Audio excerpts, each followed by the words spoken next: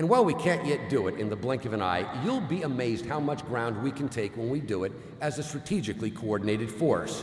Because with accelerating speed through each passing month of this past year, we really did ignite all engines at the IES anniversary just 2 months ago.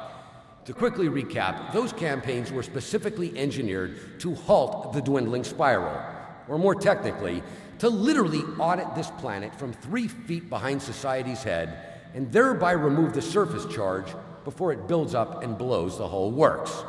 So yes, indeed, as a combined whole, you can label those strategies as planetary salvage, embracing all pivotal programs from the very top in the creation of new ideal orgs to the very bottom in eradicating the virus of aberration at its source.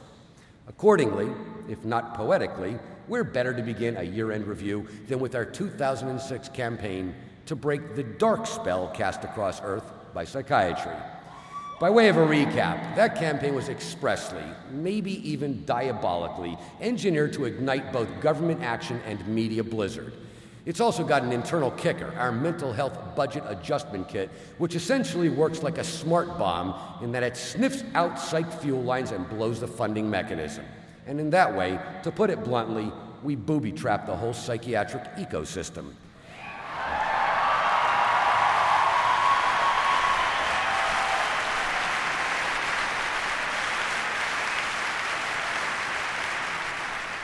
So while only 9 weeks have passed since global activation, here's the preliminary action report.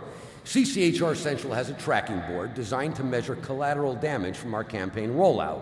It monitors both incoming complaints of psych abuse and outgoing psych alerts to state and federal prosecutors.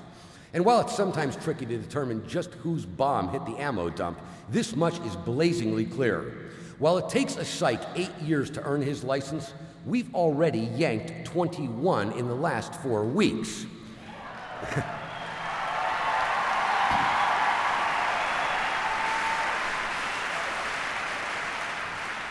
Then there's all our campaign represents as a high-pressure system for an anti-psych climate, of which the best barometer is the Anti-Psych Media Index. And while CCHR trackers describe the last 4 weeks as highest ever, the psychs themselves have a somewhat more descriptive name for it. Apocalypse Now. And here's the satellite view. The first of 4 plagues to visit psychiatrists in the wake of our campaign was a veritable storm of British press, more than 800 column inches mushrooming up from our launch site in England. Then came the 2,600 newspaper, magazine, and e-news articles like a cloud of locusts from elsewhere around the world, followed by a third swarm of news clips, documentaries, and televised forums. Then, just when psychs thought the seas had parted and they could safely enjoy this holiday season, it all rained down, because what with CCHR-inspired hearings on the menace of new generation psych drugs, the age-old secrets of how psychs cut deals with the FDA have finally come to light.